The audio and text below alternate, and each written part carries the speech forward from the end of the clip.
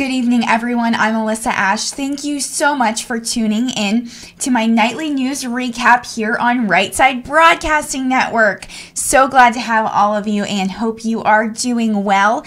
Today is Tuesday and it is September 25th. Sorry about that delay. Was working out some final technical issues, but we are good to go now and should be for the rest of the stream. Fingers crossed. Thank you all for joining. Appreciate each and every single one of you. And before we get into everything, just the stories of the day, we have a lot, of course, world, business, political, and just lots more news. And I'm really excited to share it with you guys. And swoosh for Trump, this is actually not the Auburn skyline. This is the Vegas skyline behind me, which is really cool. And it was such an honor that we were able to go to Las Vegas for a rally. What a cool place. I still miss it. I'm still thinking about it, and I want to go back. So anyways, you can see Vegas behind me. Beautiful view there. Thanks to our cameraman for getting that, and for our CEO, Joe Seals, for having the idea to record it. So thank you for your comments. My dad is watching. Thank you so much. Hope you are doing well. Miss you. We need to catch up soon. And wanted to shout out some moderators that are here in the chat room. Guys, our moderators are so important because they keep everything clean and they provide information to our viewers, and we are so thankful for that. So thank you, Real Frank in Florida and RSBN moderator, for being here tonight. Let's see who else is here. RSBN cameraman, thank you for joining. And some fantastic members as well. Gregory Ashe, JC, 36K20, and who else is here? Remain Faithful and Mark Hannibal. Thank you guys so much for joining. Of course, JC and DM are here. Thank you guys so much for joining. And also wanted to check over on Facebook and shout out some people watching on Facebook. Thank you so much for being here. Just going to say some first names. James, Maureen, Bill, Donna, Matthew, Sonia, Trisha, David, Maria, Terry, Michael. Robin Robert says, my first. Welcome, Robin. If you mean that this is your first RSBN broadcast, I hope that you really enjoy it and come back for more. And also Teresa is here, and looks like James Allen and Manning Luck, Light Switch, British Patriot, and Swoosh for Trump are here over on YouTube. Thank you guys so much for joining. It's going to be a great night. And remember that if there are any stories at all that I forget to mention, send them to me on Twitter at Alyssa RSBN, and I would love to share those with you guys. Yes, Light Switch, the Trump speech today, the President Trump speech that he gave at the United Nations General Assembly was amazing. Really glad that we were able to stream that for you earlier in its entirety, and I said some comments after it and just kind of hung out with you guys and interacted with you guys. So that was a lot of fun this morning. And we are going to get right into it. Yes, I am going to lead with that story, as Zoom just reminded us over on YouTube. He said, sent poor Bill Cosby up the river today. So some information from Fox News, and I'm going to pull this up just so you can see a picture. This is back from 1976, in his better days. So Bill Cosby has been sentenced to 3 to 10 years for drugging and sexually assaulting Andrea Constad. Like I said, this is from Fox News. Disgraced comedian Bill Cosby will serve 3 to 10 years in state prison, Montgomery County Judge Stephen T. O'Neill ruled on Tuesday. The former television superstar, who traded on a squeaky clean fatherly image, was sentenced after being found guilty of 3 counts of felony, aggravated indecent assault in April in one of the most widely publicized trials in modern history. And Cosby's legal team asked that he be released on bail pending his appeal. However, the judge denied that request. He will be sent to prison immediately, as Judge O'Neill deemed that he could quite possibly be a danger to the community. Now, the sentence is significantly lighter than the possible maximum sentence for his crimes, each of which carry up to 10 years in prison, meaning he could have served a 30-year maximum sentence. However, District Attorney Kevin Steele asked O'Neill Monday to sentence Cosby, 81, to 5 to 10 years in state prison. However, Cosby's defense team argued that even that would cause excessive hardship to the elderly star. And attorney Joseph Green asked the court, what does an 81-year-old man do in prison?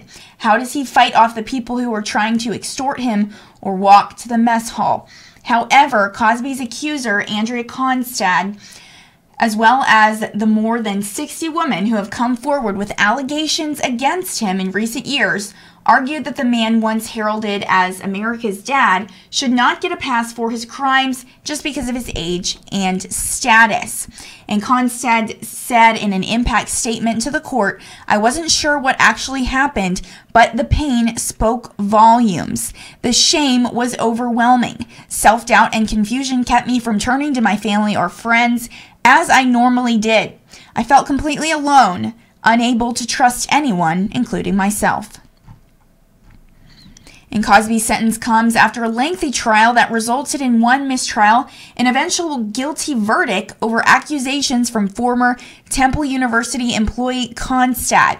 He was found to have drugged and sexually assaulted Constad at his suburban Philadelphia home in 2004. Since then, multiple women have come forward against the Cosby Show star with similar allegations of assault. And Steele said, his voice rising, so to say he's too old to do that, to say he should get a pass because it's taken this long to catch up to what he's done, what they're asking for is a get out of jail free card. And also want to show you guys a not so great picture, his mugshot.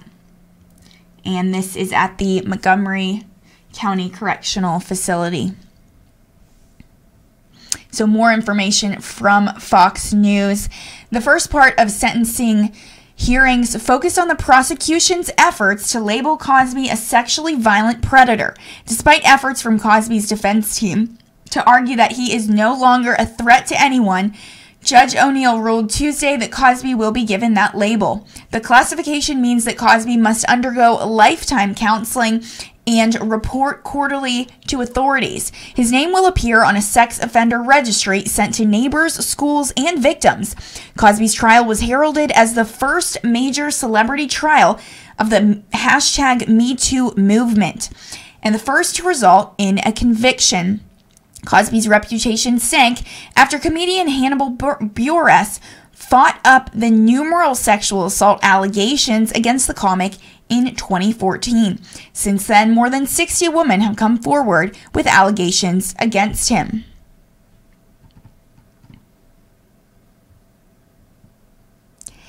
And Gianna Constad, the victim's mother, said the victims cannot be unraped. Unfortunately, all we can do is hold the perpetrator accountable. And she testified Monday that her daughter's buoyant personality was forever changed after the attack. Now, more than a decade prior, Constad sued Cosby in 2005, settling for nearly $3.4 million. In the deposition for that case, Cosby admitted to buying quaaludes and giving women drugs and alcohol before sex, although he said that every interaction was consensual. Constad's allegations were the only ones that could bring about a criminal case against Cosby, as many of the other women's accusations fell outside the statute of limitations. Now, I also would like to know your thoughts about this. Let me know right here on YouTube, or you are watching on Twitter. If you think this was a fair verdict, please let me know. Would really appreciate that. Before we move on to the next story, and I'm going to check real quick just to see if there are any videos.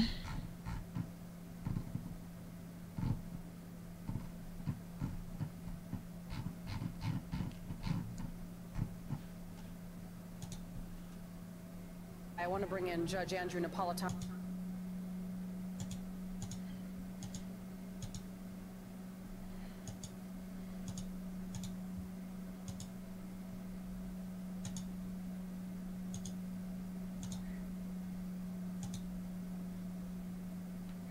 Okay, just want to show you about a minute of Fox's story on this.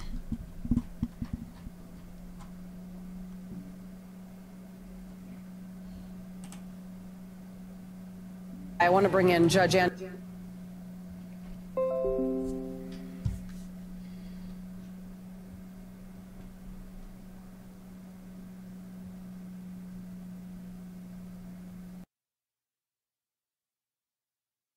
Napolitano. He joins me here in the studio. He just mentioned the DA, Steele. He had asked the judge to sentence Cosby to 5 to 10 years. The Cosby defense had asked for house arrest. They also had hoped for less time because he is over 80 years old and he is legally blind. The judge did not have sympathy there. However, he did get a lot less time than he could have been sentenced. Well, he could have been sentenced to 30 years, sure, which would be odd for a person 82 years old. It's been done before. Yes, it has been done before. And this judge, who really showed no sympathy whatsoever during the trial and may have exposed the trial to, and did expose the trial to, appealable issues, about which more later if you want to go there, has actually given a rather lenient sentence. So lenient that I'm almost wouldn't be surprised if Cosby's people only file an appeal of the guilty verdict rather than of the sentence. But if they do file an appeal of the sentence, expect the state to cross appeal, which could raise the sentence up.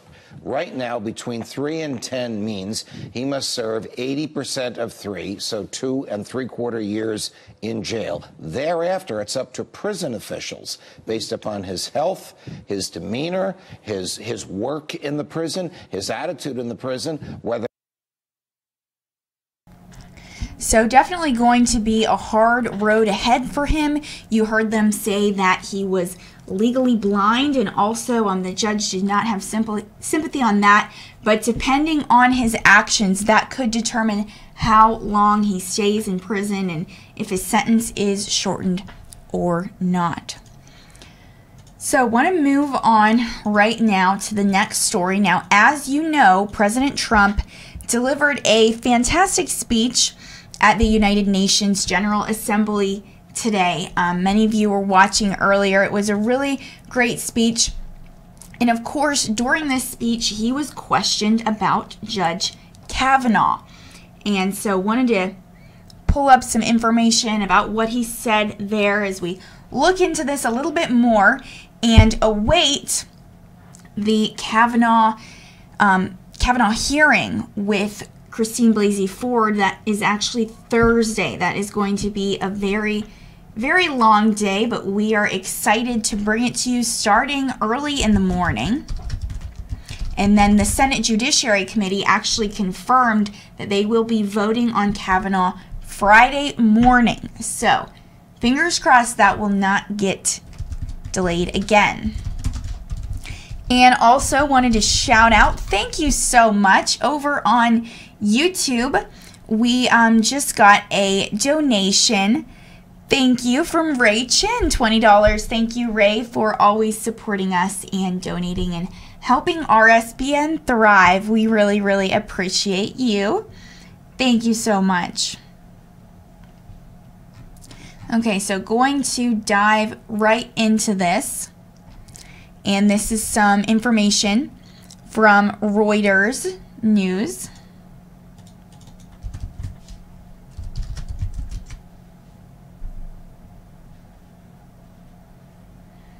Okay.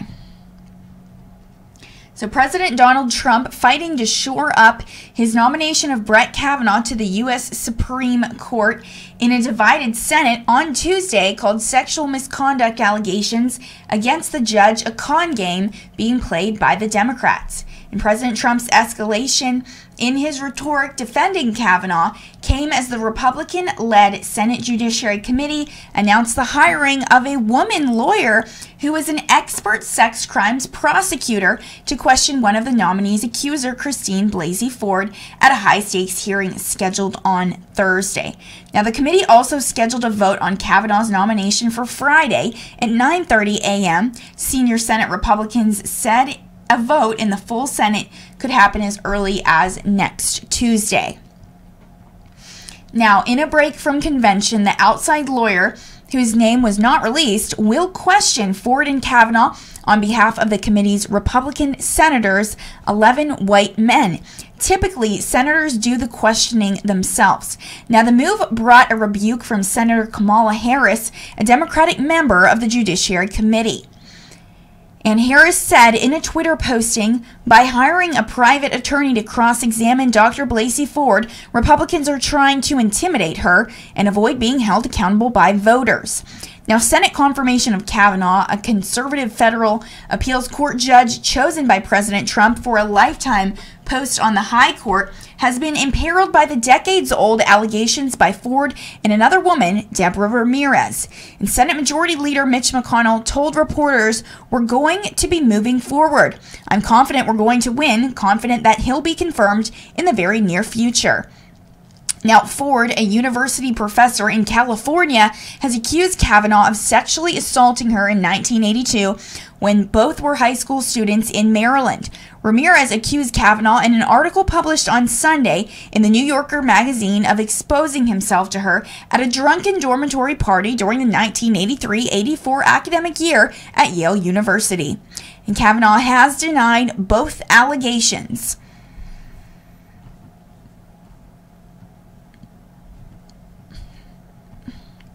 Now, President Trump said Ford's allegation was 36 years old and nobody ever heard about it. Of Ramirez's allegation, President Trump said, and now a new charge comes up, and she says, well, it might not be him, and there were gaps. And she said she was totally inebriated and she was all messed up and she doesn't know it was him, but it might have been him. And President Trump added, oh, gee, let's not make him a Supreme Court judge because of that. This is a con game being played by the Democrats. And also note that Senator Dianne Feinstein had this letter for 7 weeks. She was holding on to this letter for 7 weeks and did not release it until a couple days before when he was supposed to be confirmed last week, which is absolutely ridiculous that she would hang on to it for that long. So obviously it's a game, just like President Trump said, a game being played by Democrats. They're holding on to this until the last minute, until the 11th hour, and then they release this information. It was absolutely ridiculous. There's no solid evidence. These women do not have people backing them up. They have people, even Ramirez, we talked about this last night. Ramirez had a best friend that said that this was just not something she had ever heard of from her. She said that they would always talk about personal issues like this, and she never heard this from Ramirez. And they shared the intimate details of each other's lives, and she never heard of this, which is absolutely ridiculous. So there's just so many holes in the story. I know you guys have seen a lot of that, and we're really just going to have to see how it plays out on Thursday. But I'm really hoping that Kavanaugh will stay strong, that he will hold his own in court, and then on Friday he will be able to be confirmed. But we will just have to stay tuned and see, because it's just absolutely ridiculous. You know, I've been covering it all week, and it's just the story of the week, and more information comes out about it. And of course I'm going to update you guys on it, but I just want you to know that I strongly support Kavanaugh. I have been tweeting about it, hashtag I stand with Brett, hashtag confirm Kavanaugh, and just looking and getting as much information about it as I can, because it's ridiculous that these women are accusing him of this. And, you know, we saw his interview last night on Fox News. That was with Martha McCallum on this story. And she did a great job interviewing them. Now, it was a very hard interview. They even got into the intimate details of Kavanaugh's life. She was asking him, you know, when he had had sex and if he was a virgin in high school. And he said he was, and many years after. So they were originally, they were getting into the details there, you know, very intimate details. And really what stood out to me, and I told you guys this last night, but what stood out to me was the pain in Kavanaugh's eyes when he was asked these questions because it was just so ridiculous. And his wife, Ashley Kavanaugh, when she was asked by Martha McCallum if she could see, from a woman's perspective, does it make sense that his accusers, Christine Blasey Ford and Deborah Ramirez, held on to this for 3 decades. Does that make sense? And really, honestly, Ashley Kavanaugh said, I don't understand it. I just don't understand it. She said, I know Brett, and she knows that her husband would not do things like this, and it has been so hard for them as a family. They have just gone through just hell trying to, work through this. And she even had to explain to her daughters what's going on. Of course, explaining some broader terms to the younger one, not really wanting to dive into everything. But anyways, yeah, it's just absolutely ridiculous that they are still, going through with these accusations. And really also the fact that Christine Blasey Ford had all these conditions before she would even testify, absolutely ridiculous. She's been invited on many different news shows, media outlets, TV programs, and she has declined all of them. It is just absolutely ridiculous. And so, it's, like I keep saying, just ridiculous. It's kind of, in a way, a fun story to follow because obviously I've gotten really into it and I see that you guys are liking that, so that's great. But it's not fun. It's ridiculous. And I feel bad for Judge Kavanaugh that he even has to go through this, and that the Me Too movement is just, making this even worse. And so hopefully there will be no more accusers, random women that come out of the woodworks that accuse Kavanaugh of, being at a party that he was never even at, as he says. And so I definitely trust his word and just hope that he can be confirmed on Friday. So also, I'm going to keep going through this Reuters article. So when President Trump was asked whether Ramirez should be allowed to testify, he said the second accuser has nothing. Now, the Kavanaugh confirmation comes just weeks before the November 6th congressional elections, in which Democrats are trying to take control of Congress from Republicans against a backdrop of the Me Too movement, like I said, fighting sexual harassment and assault.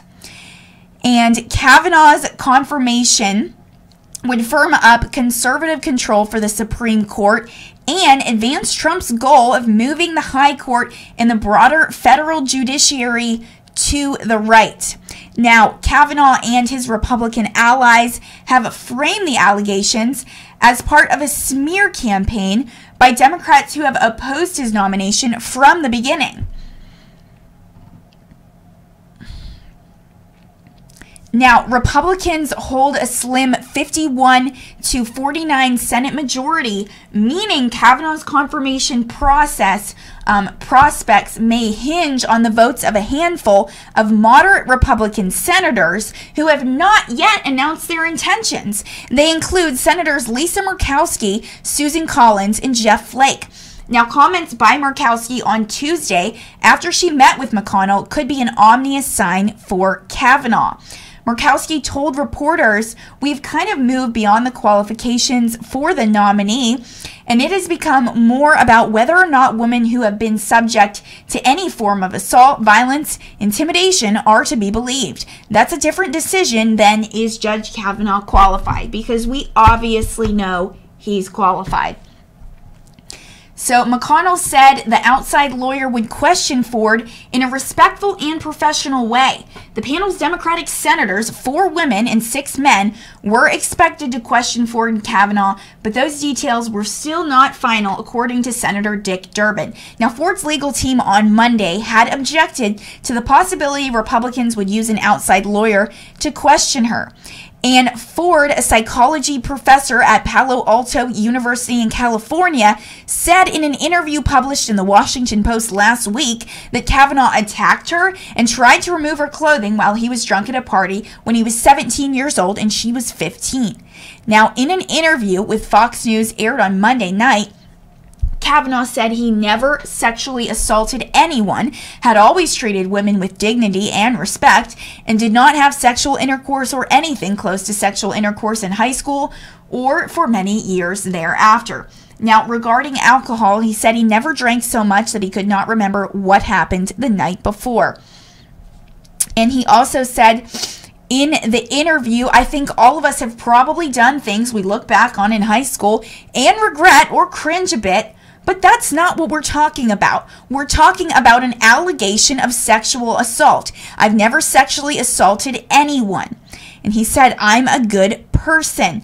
Now, Senate Democratic leader Chuck Schumer called on McConnell to apologize to Ford for labeling her allegations as a smear job, adding, I challenge you, Leader McConnell, if you are so convinced this is a smear campaign, you'll have no problem with an FBI investigation to prove your case. Now, I also want to move on to something that, we talked about a lot earlier, and this is related to Kavanaugh too. This is from Snopes.com, and it's titled, Did Judge Martha Kavanaugh rule against the parents of her son's accuser, Christine Blasey Ford? Now, many are saying that this is actually fiction. So the claim is that in a 1996 foreclosure case, Judge Martha Kavanaugh ruled against Ralph and Paula Blasey, thus providing motive for revenge for their daughter Christine against Judge Kavanaugh's son Brett, a Supreme Court nominee, in 2018. Now, the origin. Christine Blasey Ford, a psychology professor who accused Supreme Court nominee Brett Kavanaugh of having sexually assaulted her while both were high school students, faced a backlash from some supporters of the U.S. Circuit Court of Appeals judge whom President Donald Trump nominated for appointment to the court in July 2018. Now, one theory alleged that Blasey Ford, in making the allegations against Kavanaugh, was motivated by an intergenerational desire for revenge centering on a 22-year-old civil case heard in Montgomery County, Maryland. Now, for example, the Pacific Pundit website wrote, Martha G. Kavanaugh, the mother, and I will bring this up real quick just so that you are able to see it. And the Pacific Pundit wrote, Martha G. Kavanaugh, the mother of Brett Kavanaugh, was a Maryland district judge in 1996. In an amazing coincidence, Martha Kavanaugh was the judge in a foreclosure case in which Christine Blasey Ford's parents were the defendants. Now it all becomes clear. Blasey Ford is going after Brett Kavanaugh, not because of what he did in high school. Instead, Christine Blasey Ford is going after Brett Kavanaugh out of spite and revenge for a case ruled on Brett Kavanaugh by his mother. Now, Martha Kavanaugh, Brett's mother, was a Montgomery County Circuit Court judge from 1993 until she retired in 2001. Now, during a 1996 foreclosure case, Martha Kavanaugh ruled against the parents of Christine Blasey Ford in a foreclosure case. Isn't it kind of amazing that all the media reports today didn't mention this little conflict of interest for Blasey Ford?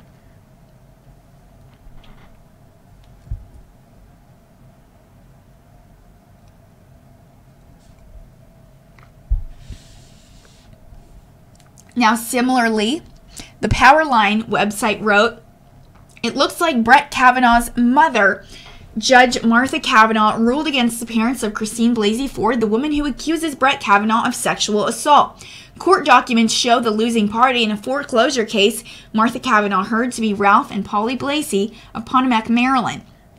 They appear to be Christine Blasey Ford's parents. Now, the fact that Kavanaugh's mother ruled against Ford's parents does not prove Ford is lying about the conduct of her son.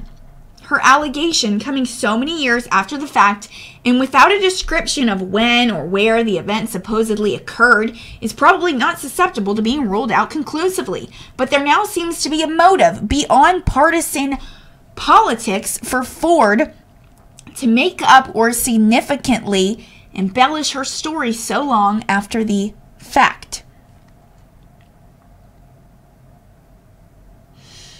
Now, however, these accounts got only the background facts right while wildly misrepresenting the key details and amounting to a gross misinterpretation of what actually took place.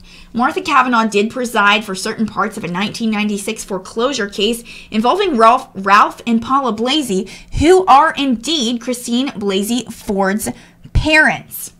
However, Kavanaugh actually ruled favorably toward the Blaseys, who ended up keeping their home. These two facts caused the logic of conspiracy theory, such as it ever was, to collapse. Now, Maryland state land records show that Ralph and Paula Blasey purchased a home in Potomac, Maryland in June 1977. According to Montgomery County Circuit Court records, in August 1996, a company called UMLIC8 Corporation initiated foreclosure proceedings against the couple. However, by December of that year, the Blaseys were able to refinance the mortgage, and in January 1997, UMLIC filed a motion to dismiss their earlier petition. Judge Martha Kavanaugh granted that motion on February 4th, 1997, thus formally bringing an end to the foreclosure proceedings against the Blaseys.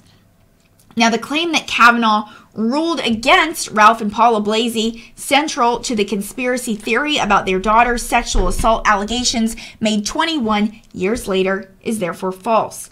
Now, the couple kept their home, ownership of which they transferred into a Blasey family trust in June 2014. The fact also undermines the putative logic of the claim that Christine Blasey Ford was motivated by vengeance against Martha Kavanaugh. Not only did Judge Kavanaugh not rule against the Blaseys in 1996, but the outcome of the case in question was favorable to the family, who ended up keeping the home.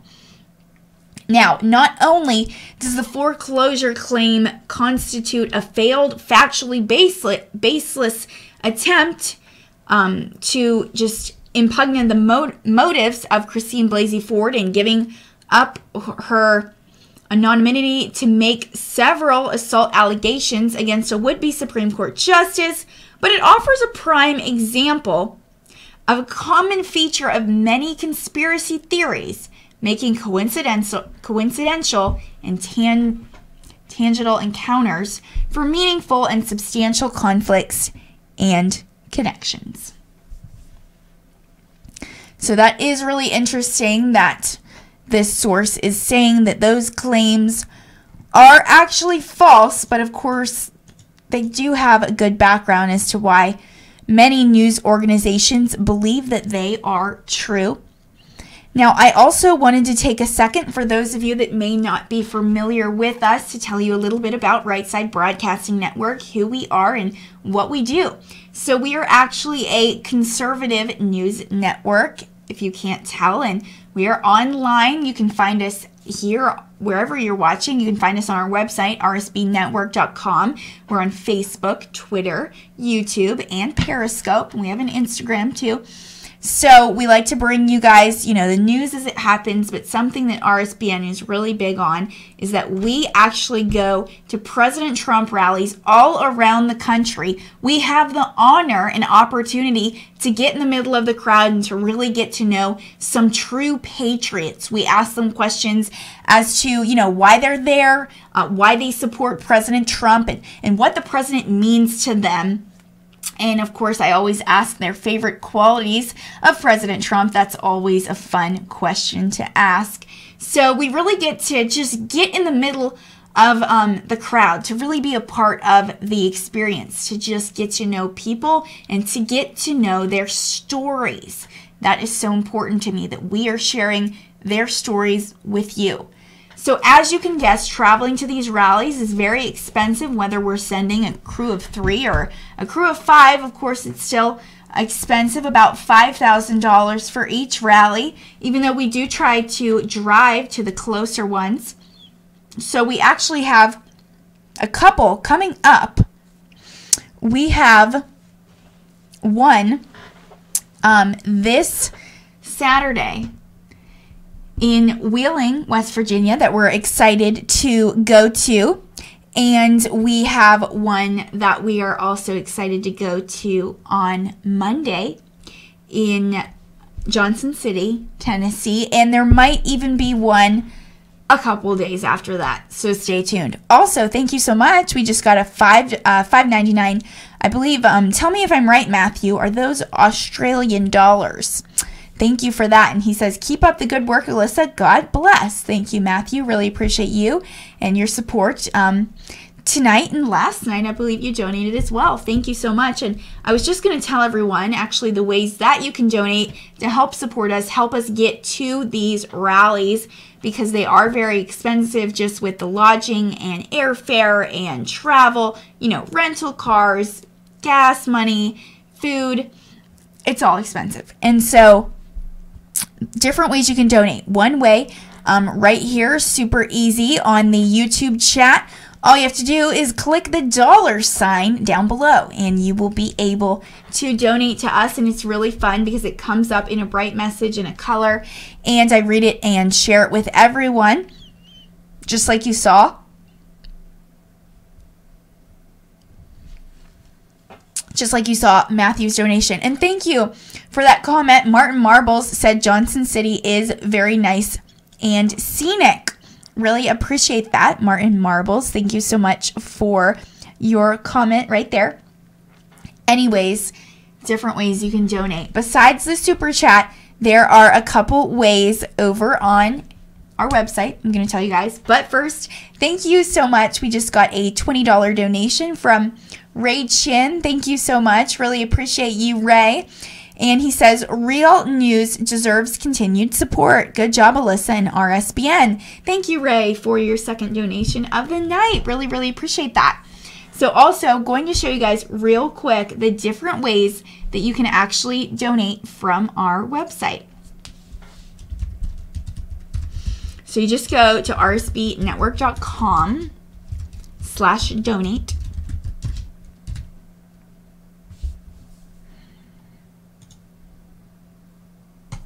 And you'll see the different ways right here. The first one being PayPal, which is a really fantastic way to donate because we actually get to keep 90% of that PayPal donation, whereas on YouTube we are just keeping 70% of that. So really thankful that we are able to receive those donations from you that way. And I'm going to show you guys real quick. All you have to do is click that first link. And you will see the different ways there. You enter the amount and your debit or credit card information. And then, of course, your billing address. Now, if you already have a PayPal account, all you have to do is log in. And, of course, they will recognize you from before. And, of course, you can also save this information for later if you're not ready to donate yet. That's totally fine. Now, another really fun way to donate, if you actually feel more invested in RSBN, you really like what you're seeing here, and you want to make sure to see more of us, go ahead and donate on Patreon. Now, Patreon's really cool because it's actually a monthly donor system. And so you're actually able to become a patron, as you can see right here. And great way to donate because you get something in return for your support. We actually send you RSBN mugs and hats, pens, pencils, stickers, different things to remember us by. And so we are really thankful that we're able to do that. And thank you so much for your support.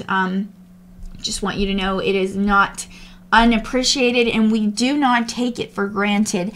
Every single dollar counts.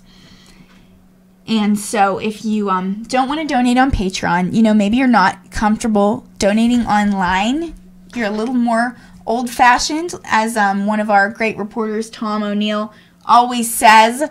So the Tom O'Neill way is by sending a check directly to our P.O. box here in Auburn. And you just write it out to 1550. Well, you write it out to RSBN, and then you send it to 1550 Opelika Road, Suite 6, Box 344 in Auburn, Alabama 36830. So we are really thankful for all of your donations. Thank you so much for everyone that has supported us so far. Thank you for helping us really get to where we need to be, literally, by traveling to these President Trump rallies all around the country. I believe I've gone to 10 now. I have a list on my phone. Really cool, in just a couple months.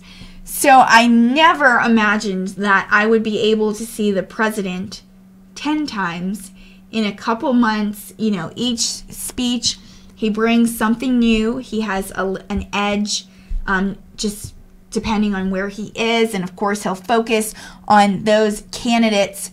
But really thankful for him for all that he's doing for our country. I know that you guys are too, and we really appreciate that. Thank you for supporting him. Thank you for supporting such a great cause, and thank you for supporting RSBN. And if you haven't yet, make sure to share our stream. I see some of you already retweeted this over here on our Twitter. Thank you for that. And I'm going to retweet it myself too. And it looks like the notification sent out for this one today. So that was really, really great. And right now I am just taking a second to check Twitter and see what you guys have to say. Right now, remember to send those stories to me on Twitter to @Alyssa RSBN. That would be just really super appreciated. And I am checking those tweets right now.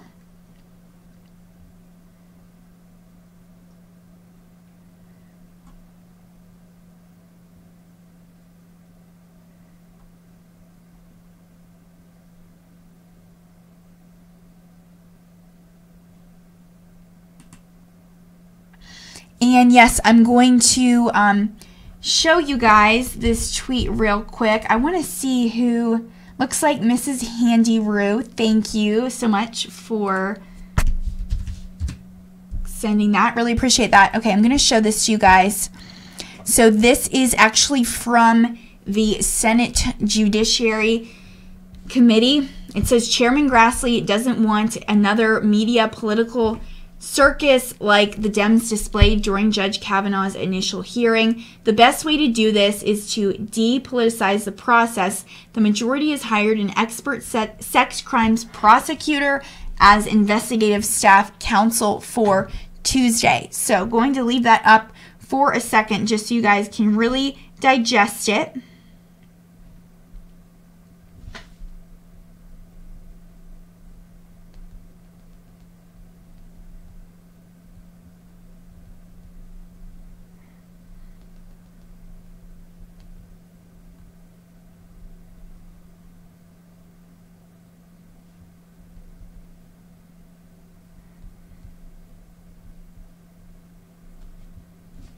Okay, so I want to just read that for you one more time.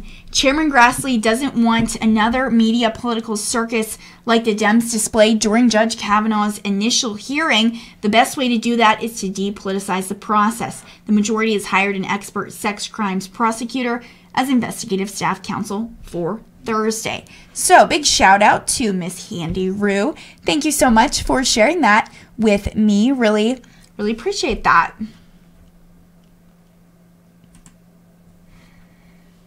Okay, real quick, want to see what else you guys have to say.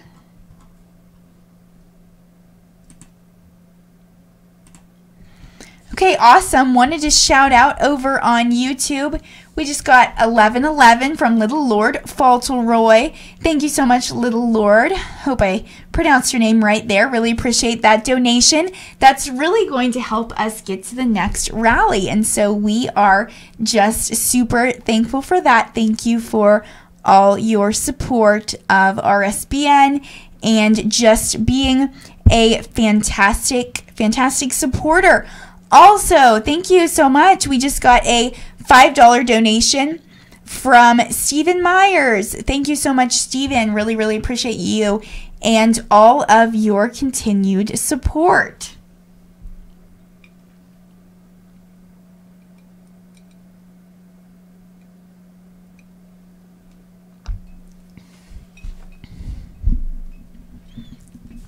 Okay, and switching over right now.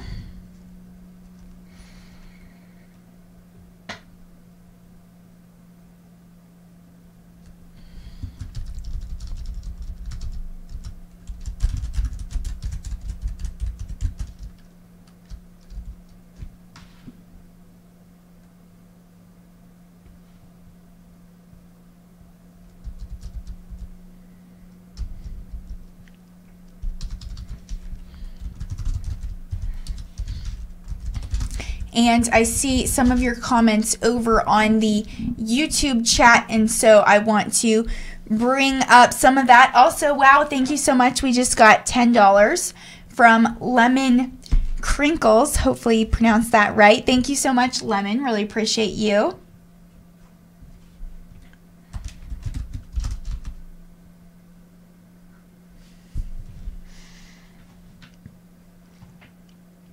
So there is a lot circulating right now about Michael Avenatti, who is, hopefully I'm pronouncing that right. Guys on YouTube, tell me if I'm not. But Michael Avenatti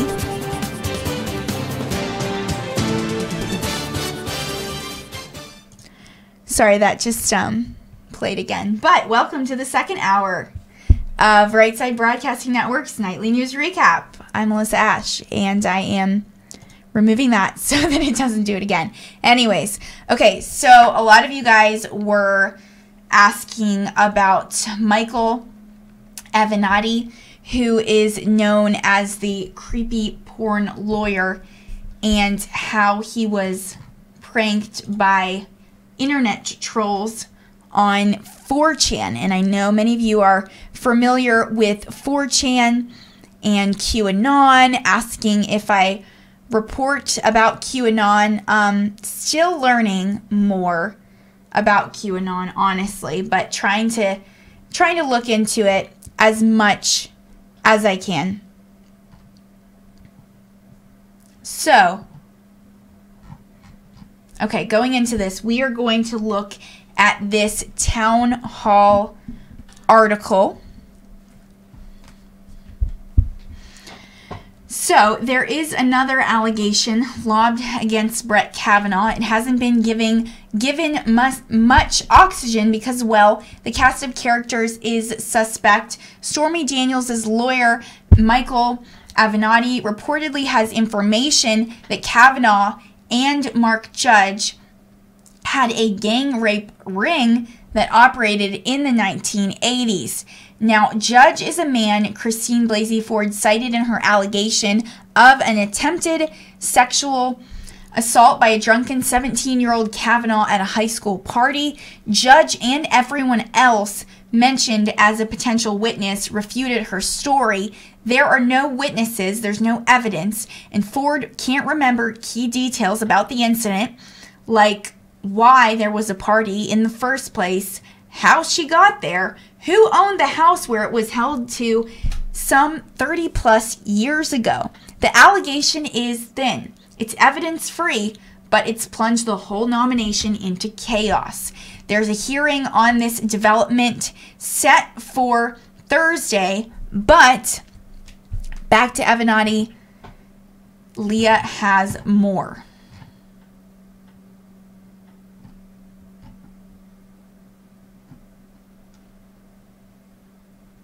And then it goes on to say, attorney Michael Avenatti created even more buzz on Sunday regarding allegations of sexual assault against Judge Brett Kavanaugh after not only tweeting that he is a client with credible information on President Trump's Supreme Court nominee and his high school friend Mark Judge, but that these men targeted women to allow a train of men to subsequently gang rape them.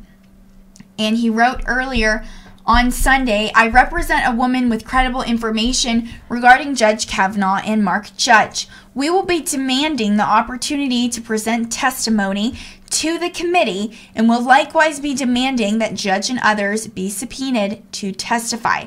And he added the nomination must be withdrawn.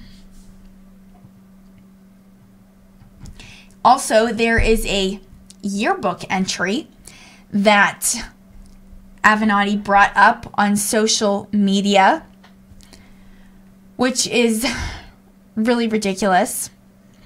It says Brett Kavanaugh must also be asked about the entry in his yearbook, FFFFFFF, 4th of July. We believe this stands for find them, French them, feel them, couple more F's I'm not going to say, and forget them, as well as the term Devil's Triangle. Perhaps Senator Grassley can ask him, he wrote on Twitter.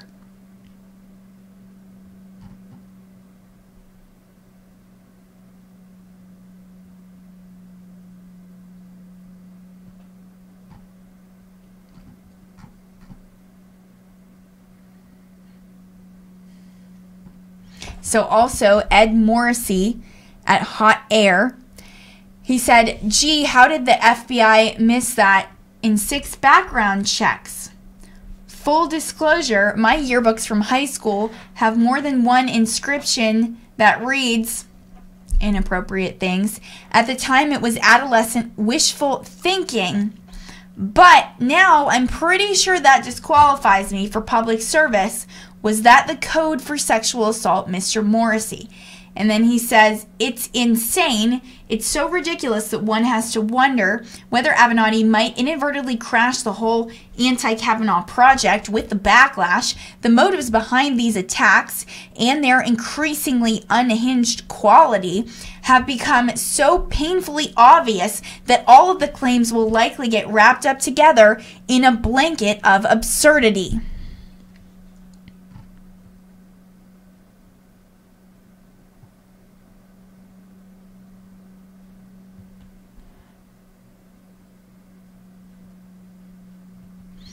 And then also there was a post on 4chan.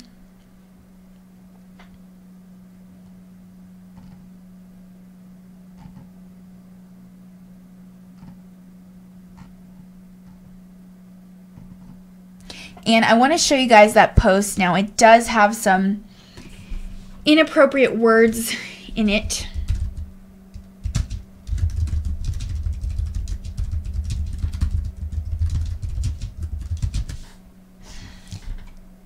And thank you, Dad. Just got a $10 donation. Really appreciate that.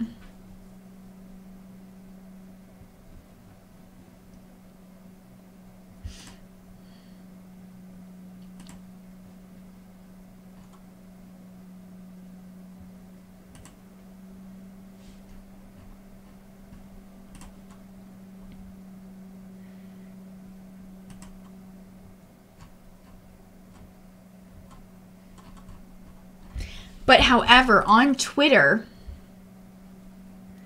Michael Avenatti says that it never happened, that he was not duped by 4chan.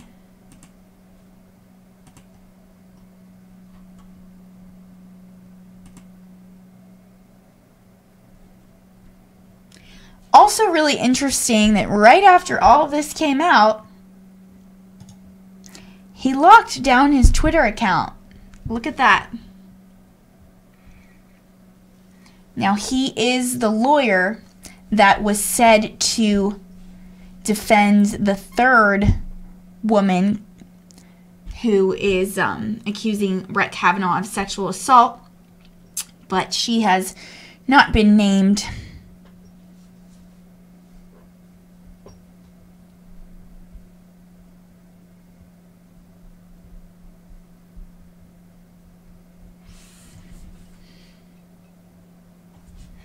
Okay, and I want to try to find that 4chan post for you, so stay tuned.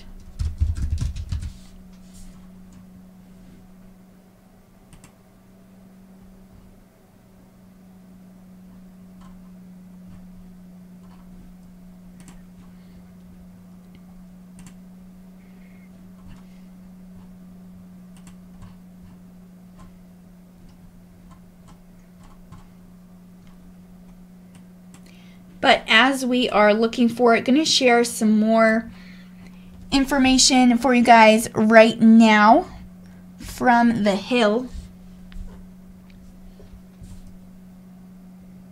And this says, Avenatti denies being duped by 4chan user on Kavanaugh claims.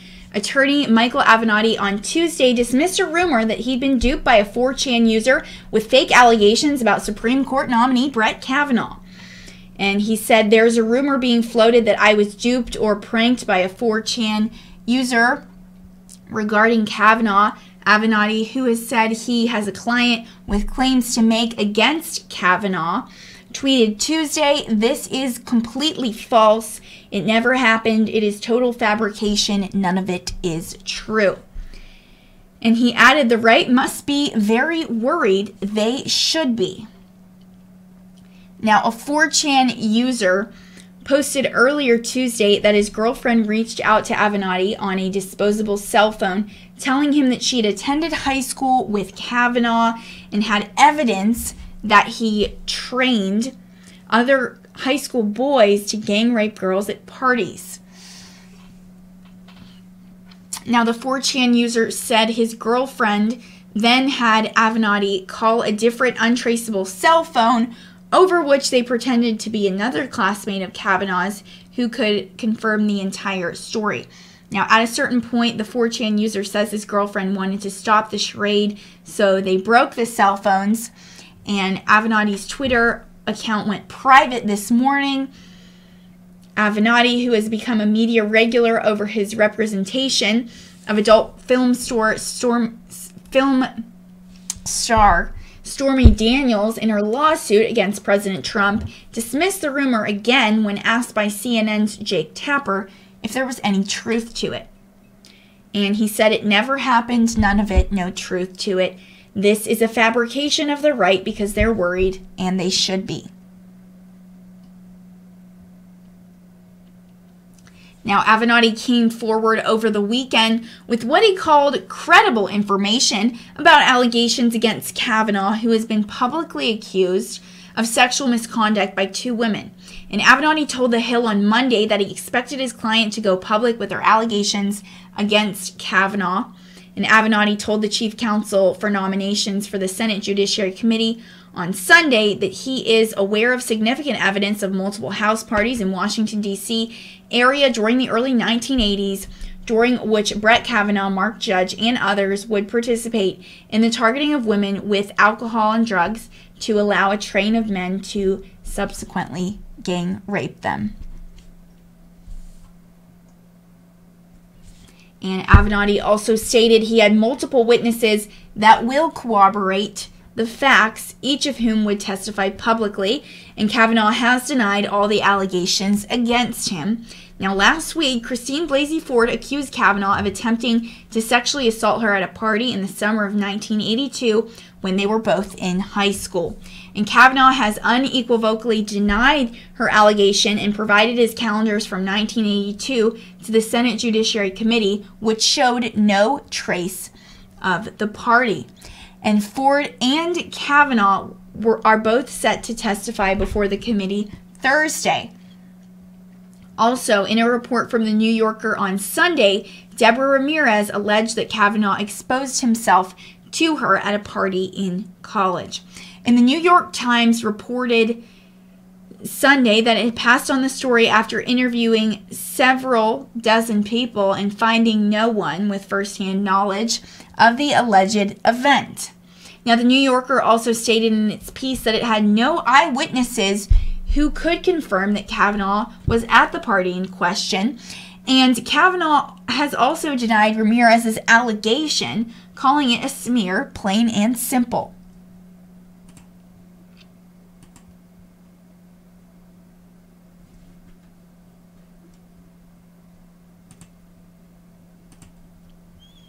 And looks like I'm getting some stories from you guys over on Twitter. Thank you so much for sharing.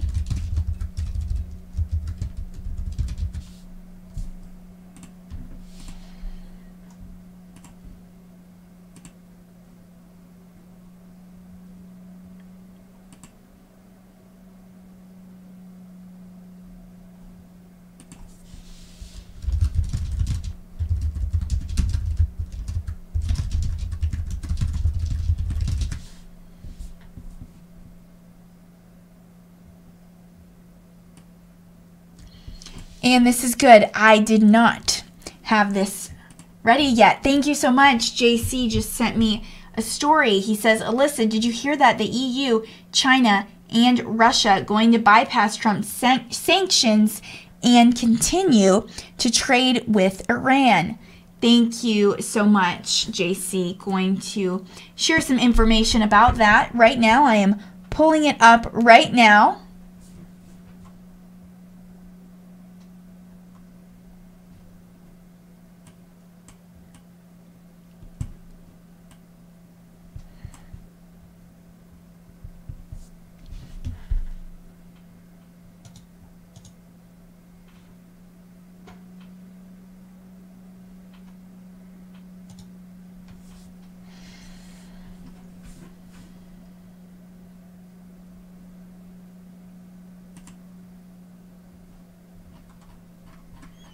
Okay, so some information from CNBC.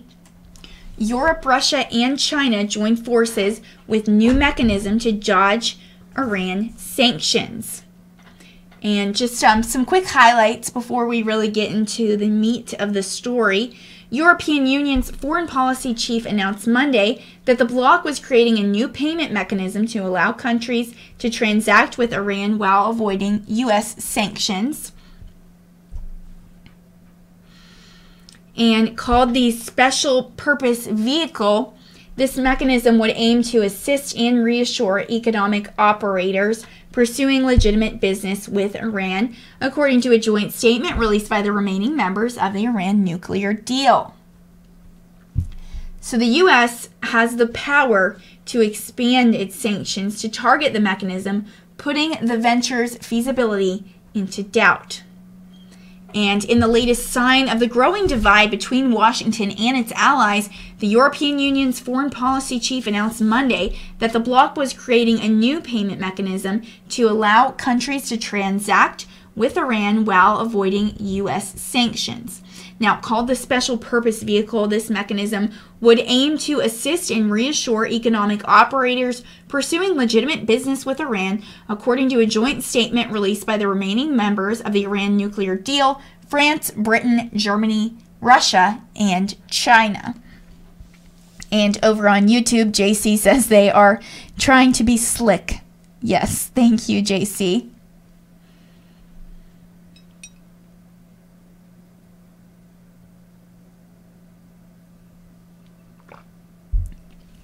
So more from CNBC.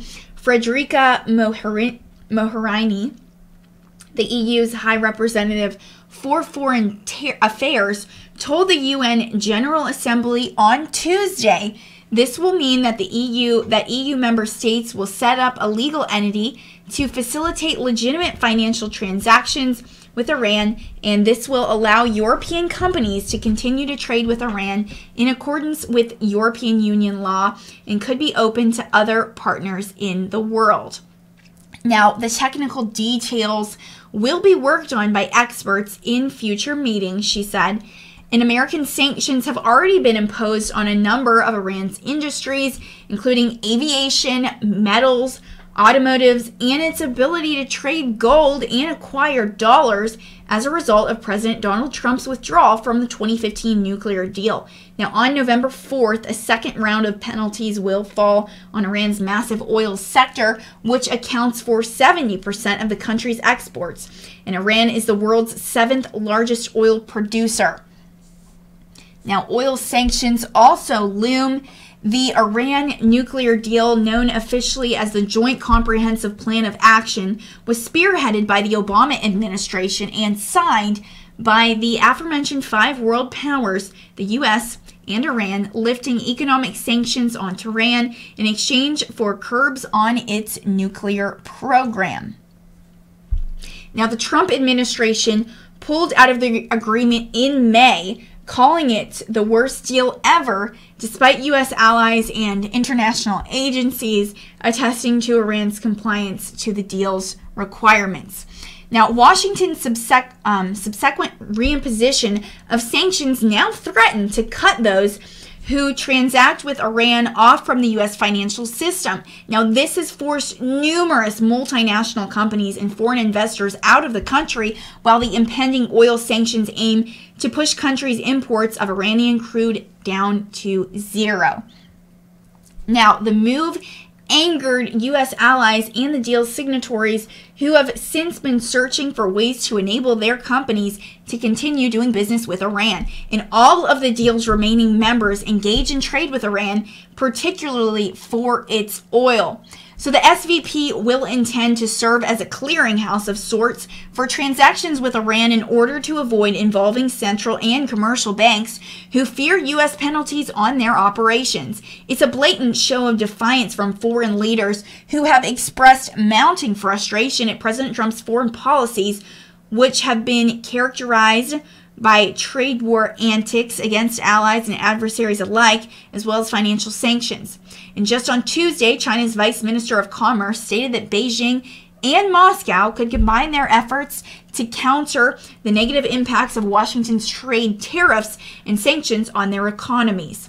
Now, whether the sanctions skirting plan will actually work is a different matter. The U.S. has the power to expand its sanctions in response, but the scale of retaliation may depend on how far each side is willing to push its aims. Now, given the strength of the U.S. dollar and American dominance in the global financial system, it's highly unlikely that this measure will work the way the EU envisions it, according to Behnam Ben Talblou, an Iran-focused research fellow at the Foundation for Defense of Democracies in Washington, D.C.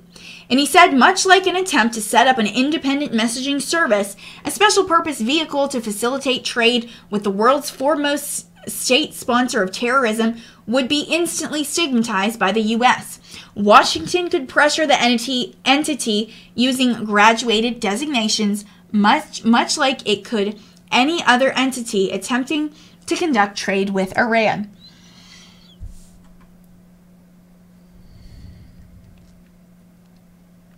Now, Roger Pape, who is the director of the University of Chicago's Project on Security Threats, sees a potential U.S. retaliation against the EU's move as only likely to do more harm.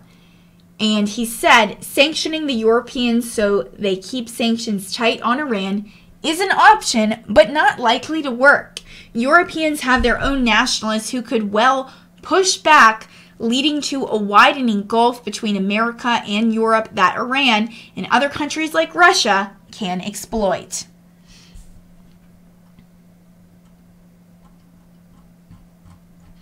Thank you so much, JC, for reminding me of that very important story. Also have some other articles from some of our other viewers that I want to pull up.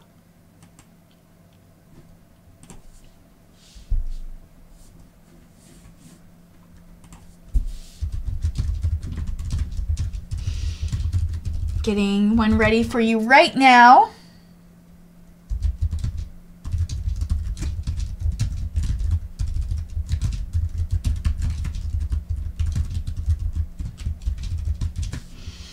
Okay, so got one from the British Patriot. Thank you so much for sending this my way. And it is from the Daily Wire, a conservative news source I know that we all trust.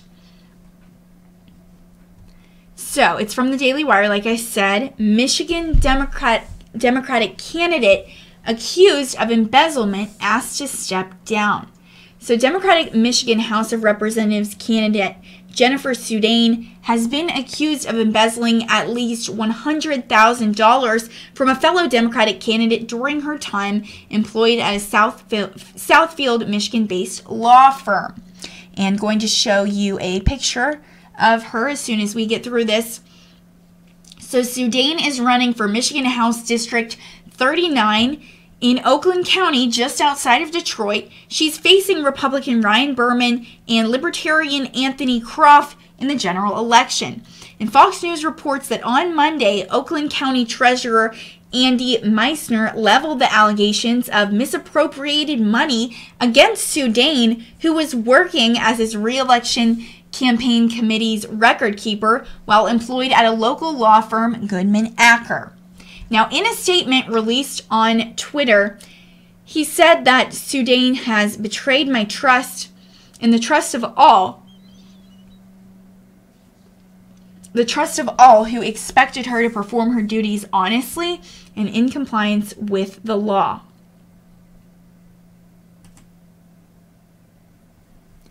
And this was his statement that he tweeted out. I'm going to show you and share with you guys.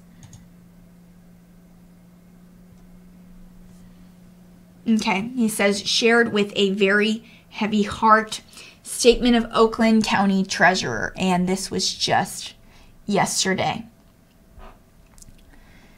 So, he says, in the last several days, I became aware of regularities regarding my campaign committee, Andy Meisner for county treasurer. It now appears that the committee's designated record keeper, Jennifer Sudane, misappropriated money from the campaign. I immediately notified law enforcement to make sure that this egregious behavior be brought to light and that justice be served. I have full faith in the authorities and am confident that a thorough and complete investigation is being conducted. Jennifer Sudane has been removed as the committee's designated record keeper. She has betrayed my trust and the trust of all who expected her to perform her duties honestly and in compliance with the law. I publicly withdraw my endorsement of Ms. Sudane as a Democratic nominee in the 39th State House District.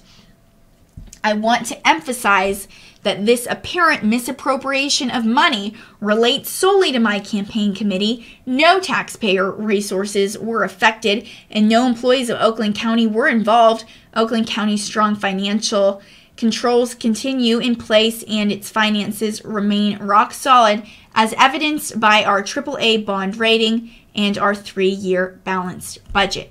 I am working with legal and financial professionals to document exactly what has occurred and to assure that the campaign committee is in full compliance with the Michigan Campaign Finance Act. After completing this process, the committee will file any necessary amended campaign finance reports.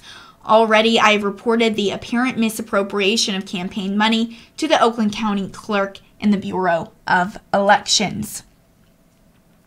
My thanks to Goodman Acker for standing with me and ensuring that all misappropriated funds are returned because of the ongoing law enforcement investigation. I can't comment any further other than to say that a wrong has been done to the people of Oakland County who gave of their hearts and their pocketbooks so I could serve. I am doing everything within my power to ensure this wrong is made right.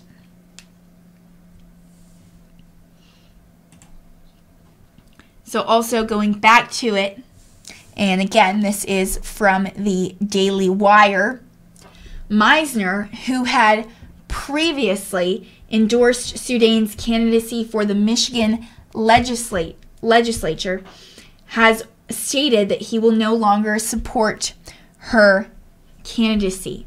And local station Fox 2 reports that the Michigan Democratic Party released a statement denouncing Sudane and called her to step aside from the campaign.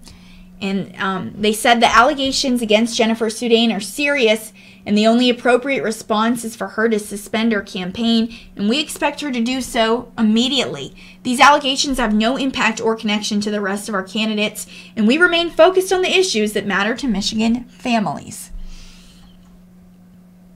And Goodman Acker also denounced Sudane and seemingly confirmed the allegations that she embezzled funds over a period of 6 months while she was in their employ. Now, neither Sudane nor her campaign has released a statement regarding the accusations at this time, but her Facebook and Twitter accounts have either been deleted or placed in private. Thank you very much, British Patriot, for sharing that with all of us.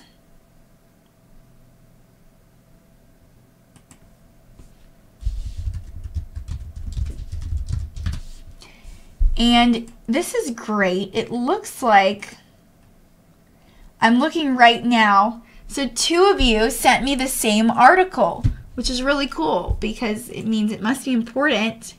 So thank you to John Mitchell for sending it, and the British Patriot for sending it as well. So this is from Bloomberg, and I'm gonna get it ready real quick.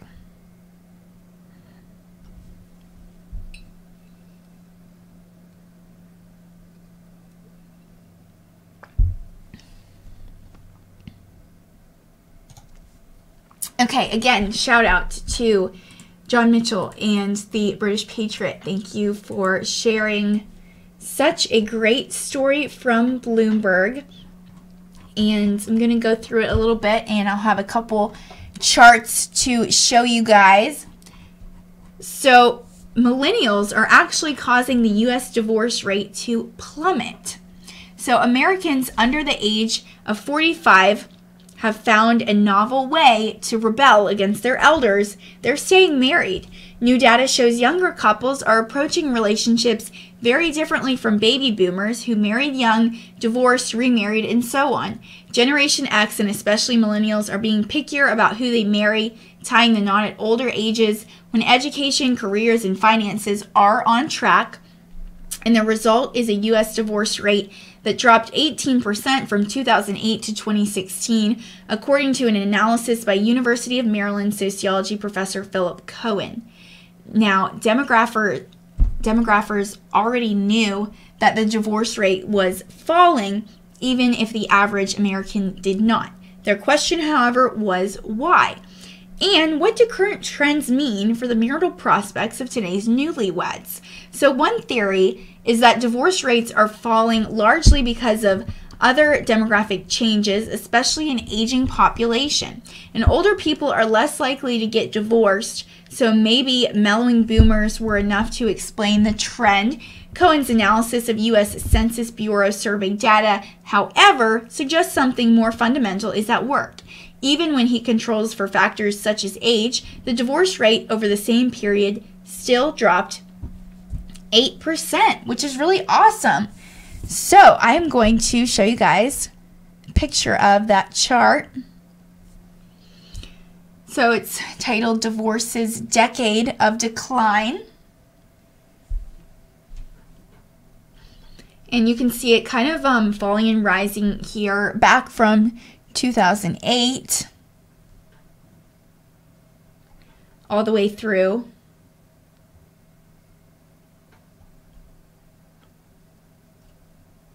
This is the proportion of U.S. married women who divorced each year, 2008 to 2016.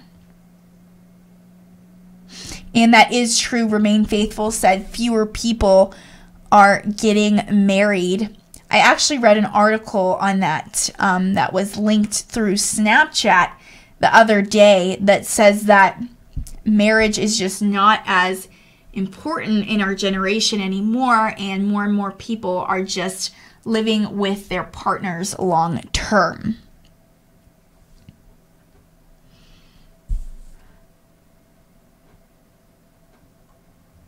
So also random, but a shout out.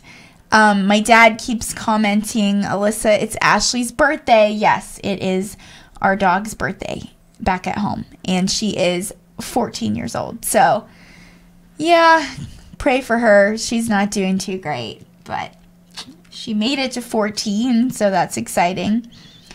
Anyways, back to this Bloomberg article. So the marriage rate has also fallen over the last several decades, but Cohen calculates the divorce rate as a ratio of divorces to the total number of married women. So the divorce rate's decline isn't a reflection of a decline in marriages. However, it's evidence that marriages today have a greater chance of lasting than marriages did 10 years ago. And Susan Brown, a sociology professor at Bowling Green State University, said of Cohen's results, the change among young people is particularly striking. The characteristics of young married couples today signal a sustained decline in divorce rates in the coming years.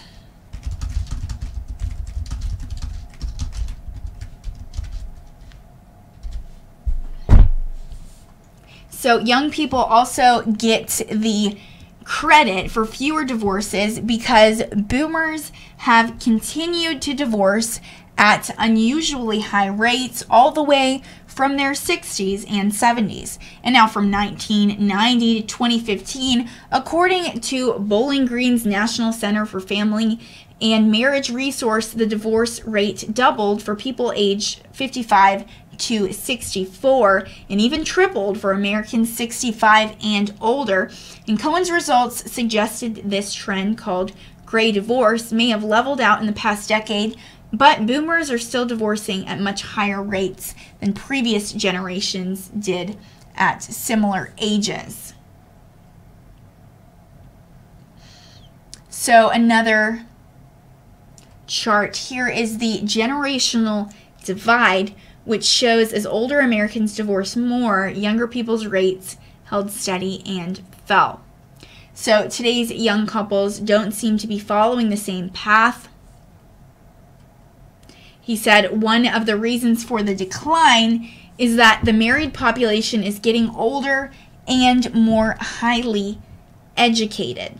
Fewer people are getting married, and those who do are the sort of people who are least likely to get divorced. Marriage is more and more an achievement of status rather than something people do regardless of how they're doing.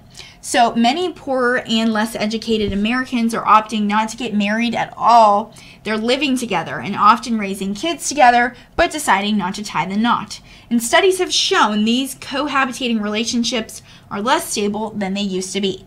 Now, fewer divorces, therefore, aren't only bad news for matrimonial lawyers, but a sign of America's widening chasm of inequality. Marriage is becoming a more durable but far more exclusive institution.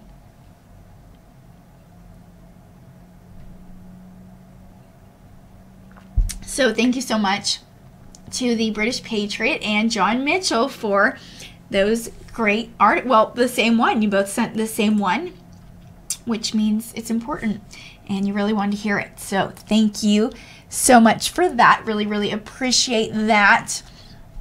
And like I said, for those of you that might not have before, real quick, I'm going to throw up my Twitter handle because I absolutely love interacting with you guys on Twitter. It is so much fun, such a blessing just to hear kind of what matters to you. And I'm going to check it again and make sure there's nothing new I need to share with everyone.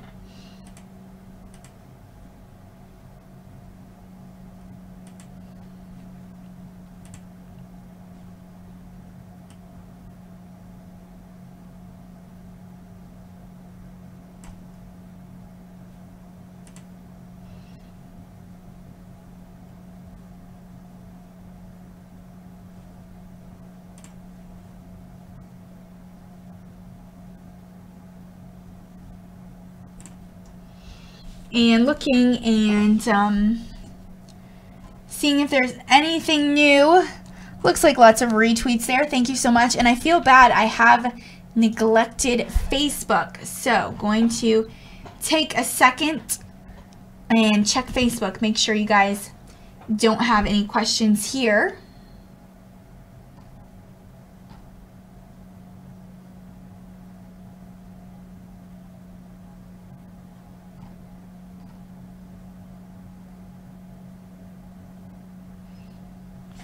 And Namish Soni, shout out to you. Thank you for joining us on Facebook.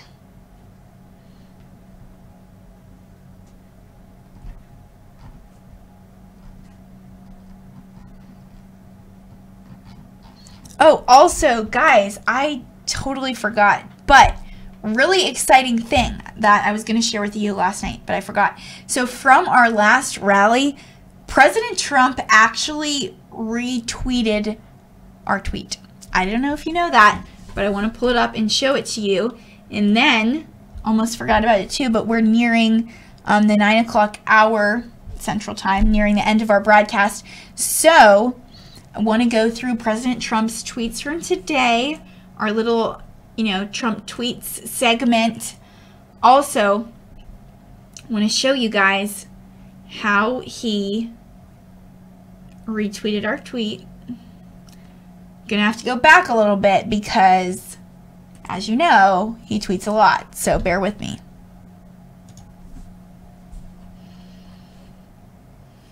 And it was September 21st. Okay, so you can see right here, we're on his account, his real account, at Real Donald Trump. Here it is. He retweeted our tweet. It was so cool because we were all getting together. It was the cameraman, Max, Tom, and I getting together to do our post show from our hotel. And we just kept getting in the group text. Joe was like, call me right now. I need to talk to you. I'm going to explode. And we're like, what?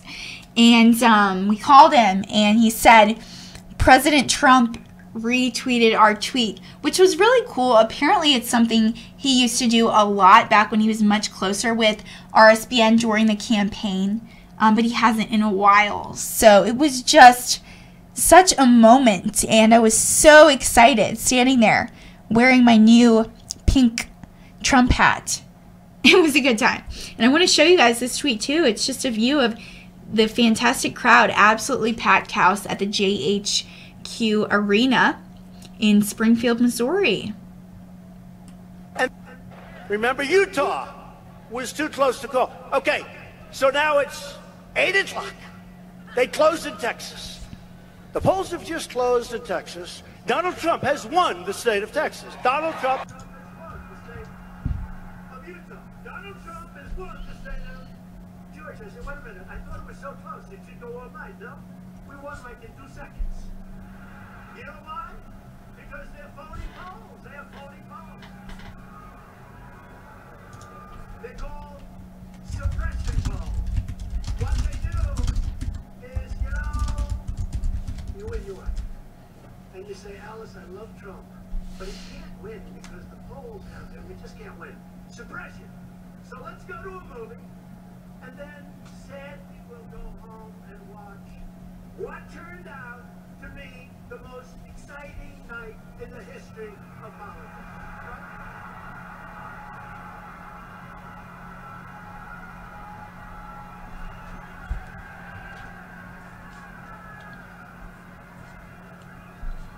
That was some night. And all those guys, they may not like us, but you know what? About 6 months. Really, really exciting. So cool that he actually retweeted our tweet. And sorry, I had the wrong sound on there. I had mine on and not his. But he was talking about when he won Texas and how cool that was. So now we are going to look at his tweets from today.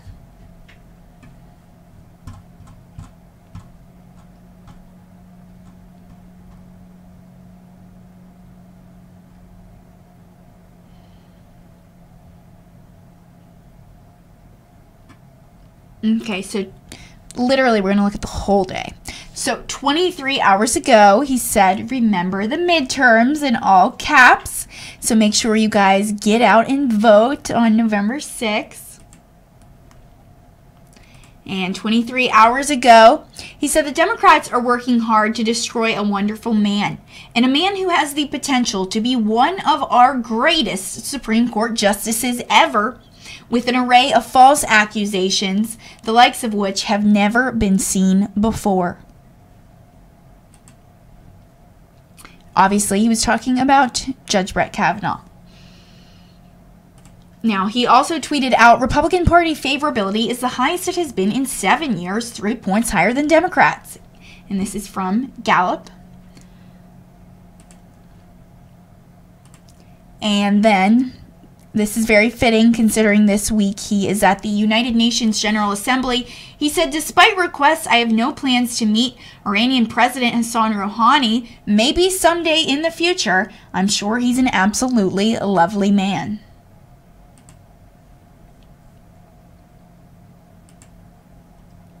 And he tweeted out 13 hours ago, we'll be speaking at the United Nations this morning. Our country is much stronger and much richer than it was when I took office less than 2 years ago. We are also much safer. And he tweeted out his entire speech. Real quick, if you missed it, not going to play the whole thing, but I'll just let you guys see the first minute or two.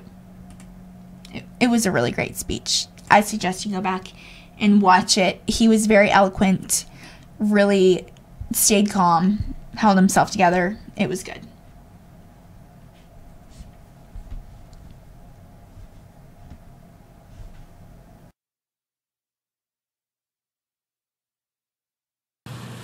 In less than 2 years, my administration has accomplished more than almost any administration in the history of our country.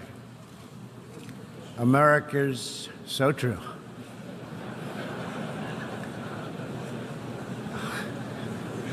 Didn't expect that reaction, but that's okay.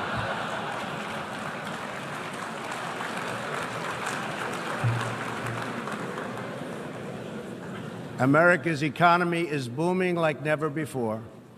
Since my election, we've added $10 trillion in wealth. The stock market is at an all-time high in history, and jobless claims are at a 50-year low. African American, Hispanic American, and Asian American unemployment have all achieved their lowest levels ever recorded. We've added more than 4 million new jobs, including 500,000 manufacturing jobs. We have passed the biggest tax cuts and reforms in American history. We've started the construction of a major border wall, and we have greatly strengthened border security. We have secured record funding for our military, $700 billion this year, and $716 billion next year. Our military will soon be more powerful than it has ever been before. In other words, the United States is stronger, safer, and a richer country than it was when I assumed office less than 2 years ago. We are standing up for America and for the American people, and we are also standing up for the world.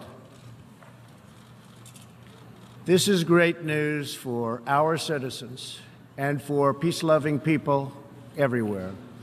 We believe that when nations respect the rights of their neighbors and defend the interests of their people, they can better work together to secure the blessings of safety, prosperity, and peace.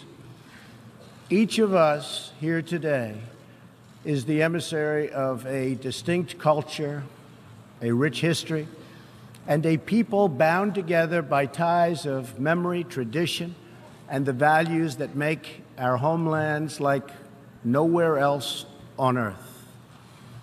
That is why America will always choose independence and cooperation over global governance, control, and domination. I honor the right of every nation. Okay, not going to show you the entire thing because it is 30 minutes long, but you can definitely go back and watch it. We have a stream from earlier today. And I also gave some post thoughts after the speech, so that was a lot of fun. Also, he received a tweet from Mark Levin, who said President Trump's UN speech is spectacular. And then he retweeted that and said, thank you, Mark. And he also thanked Dr. Jeffress, who said President At Real Donald Trump just delivered the strongest speech to the United Nations of any president in history, Democrat or Republican. His bold and courageous address is another reminder of why he was elected president and others weren't.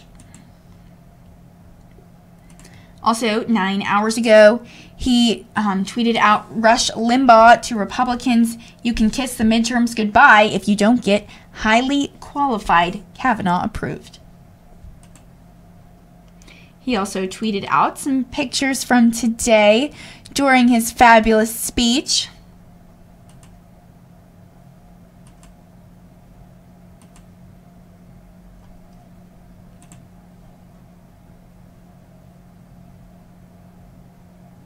And he also tweeted out some remarks at a luncheon hosted by the Secretary General to the United Nations.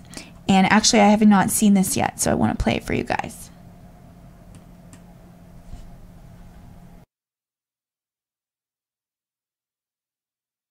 Thank you very much, everyone. This is a great honor, and Mr. Secretary General, I'd like to commend you on the job you're doing at the United Nations. I've long said the United Nations has such tremendous potential. Everybody gathered together, all of these great leaders, world leaders, people that we all know and read about on a weekly basis, sometimes a daily basis. But the United Nations has this incredible potential to bring people together. I think we're an example, certain things we're doing now toward world peace. We're truly has a direct relationship to the time I spent at the United Nations, meeting some of you. Many of you are now friends. When I first came here, even though I lived in New York, it was a little bit of a foreign territory to me, the United Nations, but now it's like home. But so many great people, so many great leaders in this room, and a lot of terrific things are happening. We covered, as you know, during my speech, North Korea. Last year, my tone was somewhat different on North Korea than it is right now. Tremendous progress has been made, and I think you're going to see an outcome. As the expression goes, who knows? But I think you're going to see a very, very great outcome.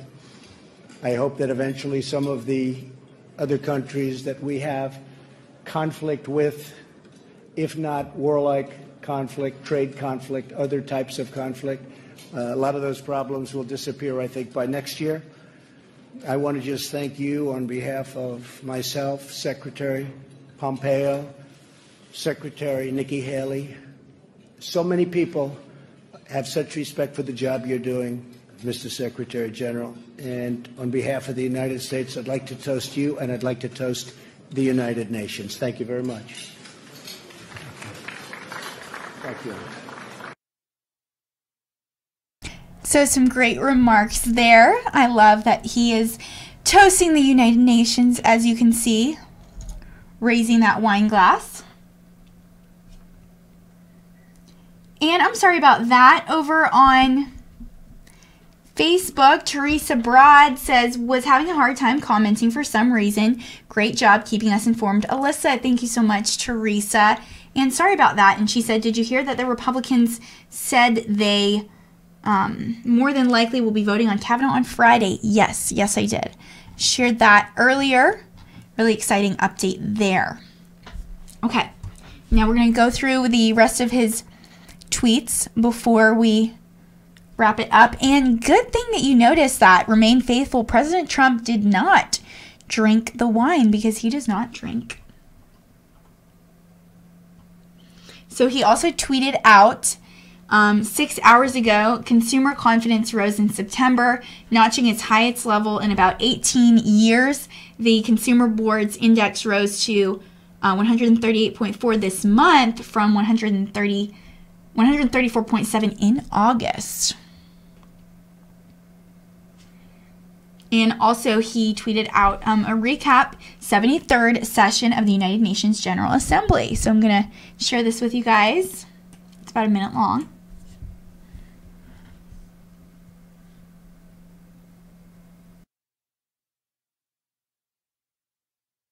Today I stand before the United Nations General Assembly to share the extraordinary progress we've made. We are standing up for America and for the American people, and we are also standing up for the world. From Warsaw to Brussels to Tokyo to Singapore, it has been my highest honor to represent the United States abroad.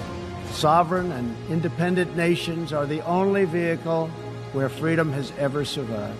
And so we must protect our sovereignty and our cherished independence above all. Only when each of us does our part and contributes our share can we realize the UN's highest aspirations. So together, let us choose a future of patriotism, prosperity, and pride, and let us come here to this place to stand for our people and their nations.